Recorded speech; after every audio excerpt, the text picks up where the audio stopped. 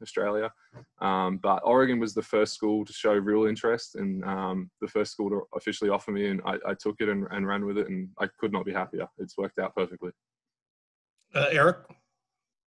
Tom, you mentioned watching some NFL, watching American football. Are there any nuances to the game that you've been surprised of, that you've learned while you've been here, like any small things? And I guess maybe how has that shaped your game?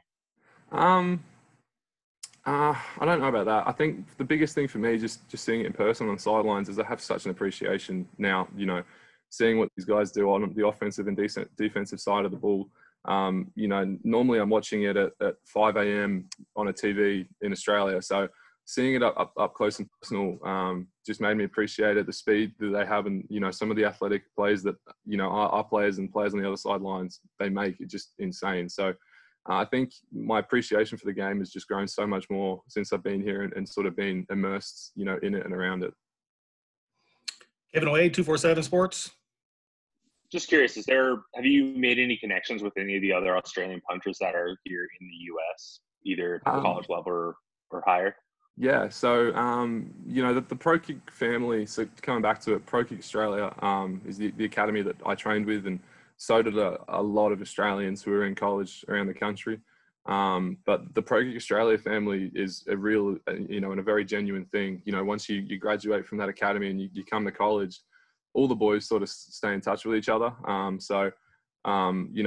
very grateful to where I think there's maybe 5, if not 6 other Australians in the Pac-12. Like this past week, I saw Ben Griffiths at USC, who I trained with in Australia and stuff. So, it's a great opportunity to have sort of some more or less family around you. You get to see another Aussie who's sort of been through the same process and knows just what you're experiencing.